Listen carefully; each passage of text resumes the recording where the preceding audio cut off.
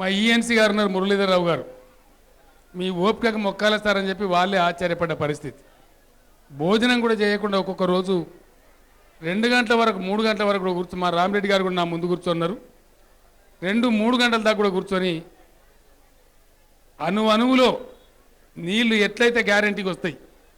ఇదివరకే పాలమూరు పరిహాసం పాలైంది, రంగారెడ్డి కరువుతో అల్లాడుతూ ఉంది, జంట నగరాల నీళ్ల కోసం పరుగులు తీస్తూ ఉన్నాం. నిజంగా వాస్తవంగా ఇలా తెలంగాణ భూమిపుత్రులే గవర్నమెంట్ నడుపుతున్నారు కాబట్టి అనుకున్నదే అనుకున్నట్టుగా అనుకున్న టైంలో నీళ్లు రావాలి. కృష్ణమ్మ నీళ్లు తెచ్చి పాలమూరు ప్రజల యొక్క పాదాలు కడగాలని చెప్పి ప్రతిజ్ఞ తీసుకున్నాం ఆ రోజు. అదే పద్ధతిలో ఈరోజు మొత్తం రూపకల్పన చేసుకొని అద్భుతంగా 35,200 కోట్ల రూపాయలు క్యాబినెట్లో ఆమోదముద్ర వేసుకొని బాజాప్తా రైట్ రాయల్గా ఈరోజు తెలంగాణలో ఈ ప్రాజెక్టుకు మనం శంకుస్థాపన చేసుకున్నాం. దీన్ని 600 సరే, ఎన్ని కష్టాలు పడైనా సరే, తల తాకట్టు పెట్టైనా సరే 4 సంవత్సరాల లోపు మొత్తం జిల్లా అంతా కూడా సుభిక్షంగా నీళ్ళు వచ్చే ప్రయత్నం నేను పూర్తిగా చేస్తా అని చెప్పి నేను మనవి చేస్తా ఉన్నా. ఇంతకుముందు రంగారెడ్డి జిల్లా అంటే, మహబూబ్నగర్ జిల్లా అంటే ఎట్లొస్తాయి బా ఆ నీళ్లు, కృష్ణానది కిందికున్నది మీరు మీదికున్నారు. నేనన్నా మీదికి లేదురా సన్నాసి, నీ మెదడు మోకాలలో ఉన్నదని తిట్టిన. నేను 2004లో నేను ఇక్కడ మాట్లాడితే ఎట్లొస్తావా నీళ్ళు అని మాట్లాడినాను. ఇది 3వ స్టేజ్ లిఫ్టే, కరివేన నార్లాపూరు ఏదుల తర్వాత 3వ స్టేజ్ లిఫ్టే. ఇక్కడ 3వ స్టేజ్ లిఫ్ట్ వరకే 50-55 టీఎంసీల నీళ్లు బాజాప్తా మన హక్కు ఏదైతే ఉందో దాన్ని మనం స్టాక్ చేసుకోబోతా ఉన్నాం. మీదికి జరగడానికి ఇంకో 4 నెలలు 6 నెలలు ఆలస్యం కావచ్చు, కానీ కరివేన కాడికి మాత్రం నీళ్లు 2 వట్టెం కరివేన ఇదంతా కూడా 2-2.5 సంవత్సరాలలో తెచ్చి చూపెడతాను మీకు మనవి చేస్తూ ఉన్నాం. కారులో వస్తూ ఉంటే సెక్యూరిటీ ఐజీ గారు మహేష్ భగవత్ గారు నాతో ఉండ్రి, ఏ గుట్ట బాగుందా ఈయనే వచ్చినపాటి గెస్ట్ హౌస్ కట్టుకొని నేను ఈయనే ఉంటాను కూడా చెప్పిన. ఎన్నికలలో నేను చెప్పిన పాలమూరు జిల్లాలో ఇది తెలంగాణ ప్రభుత్వం, ఇలా తెలంగాణ రాష్ట్రం కాబట్టి ఇప్పుడు ఎవడటమస్తాడో ఈయన్నే కృషి చేసుకొని కట్టిస్తా ప్రాజెక్టులు అని చెప్పిన 100% అదే పద్ధతిలో ఇక్కడనే గుట్ట మీద గెస్ట్ హౌస్ కట్టించి 15 రోజులకు ఒకసారి నేనే స్వయంగా వచ్చి దీని కథ తేలిస్తానని నేను మనవి చేస్తూ ఉన్నా.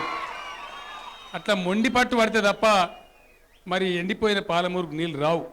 అందరం కష్టపడాలి. అయితే మా అన్నదమ్ములకు ఇక్కడ ఉన్నటువంటి 3 తండాలు, ఇక్కడ ఉన్నటువంటి బట్టూరు, కరివెన, బట్పల్లి, కరివెన ఇంక ఇతర గ్రామాలని అతి తక్కువ ముంపు ఉండాలని ఆలోచన చేసినాం. నేను మీ అందరికి ఒకటే హామీ ఇస్తా ఉన్నా, ఎక్కువ గ్రామాలు మునగకుండా ఇవి కూడా లేకుండా చూడాలని చాలా ప్రయత్నం చేసినాం, కానీ నీళ్ళ సామర్థ్యం తగ్గిపోతూ ఉండే. ఇంజనీర్లు అన్నారు నాతో, సార్ ఈ మాత్రం కూడా పోకుండా ప్రాజెక్టు కట్టలేము, సాధ్యం కాదు. చివరికి విద్యాసాగర్ రావు అన్నారు, వాళ్ళకు నువ్వు ఏం చేసుకుంటావో చేసుకో కానీ దీన్ని తగ్గించగని చెప్పినారు. ఈరోజు మీ అందరికీ బట్టుపల్లి కానీ కరివెన కానీ మన తండా సోదరులకు కానీ ఓన్లీ తండాలు, కరివెన పోతలేదు. 3 తండాలు 2 గ్రామాలు పోతాయి అంతే, గ్రామాలు పోవు కదా, ఓన్లీ 3 తండాలే. 3 తండాలు మాత్రమే పోతున్నాయి. మీకు నేను ఒకటే మాట చెప్తా ఉన్నా, అందులో చాలామంది గిరిజనులు ఉన్నారు, బీసీలు ఉన్నారు, దళితులు కూడా ఉన్నారు, అగ్రవర్ణాల వాళ్ళు కూడా పేదలే ఉన్నారు. మీ అందరికి నేను ఒకటే మాట ఇస్తా ఉన్నా, మీకు ప్రతి ఇంటికి ఒక ఉద్యోగం ఇప్పించే బాధ్యత నేనే తీసుకుంటానని మనవి చేస్తా ఉన్నా. మీరేదో మేము తీసిరు గడ్డకు బారేసిన మమ్మల్ని పట్టించుకుంటలేరనే మాట రాదు. ఎందుకంటే ఇది ఆంధ్రప్రదేశ్ రాష్ట్రం కాదు, ఇలా సోయిగల్ల తెలంగాణ బిడ్డల తెలంగాణ రాష్ట్రం. ఇది మిమ్మల్ని కడుపులో పెట్టుకోవాలి. ఎన్ని లక్షల రూపాయలు పోయినా కంపెన్సేషన్ అవసరం లేదు. ప్రాజెక్టు పారేకాడ మాకు ఇంతే మోతాదులో భూమి కొనియమంటే కింది రైతుల కాళ్ళు మొక్కైనా సరే మీకు ఆ మోతాదులో భూమి కూడా కొనిస్తాం. అదేవిధంగా ఎన్ని లక్షల ఎకరమైనా సరే కొనిస్తాం. రెండవది, ఉద్యోగాలు కూడా మీకు ఇమీడియట్గా వచ్చే ఏర్పాటు చేస్తాం. జిల్లా కలెక్టర్ గారికి ప్రత్యేకంగా చెప్పి ప్రత్యేకంగా రిక్రూట్మెంట్ చేసి ప్రాజెక్టు పని మొదలయ్యే వరకే మీకు సర్కారు జీతం వచ్చే ఏర్పాటు కూడా చేస్తా అని చెప్పి నేను మొదలు చేస్తూ ఉన్నా. అట్లనే ఇలా ఇండ్లు కట్టేటి గతంలో గవర్నమెంట్ 70 ఇండ్లు కట్టిండ్రు, కానీ మనం డబల్ బెడ్రూమ్ ఇల్లు కట్టుకుంటున్నాం.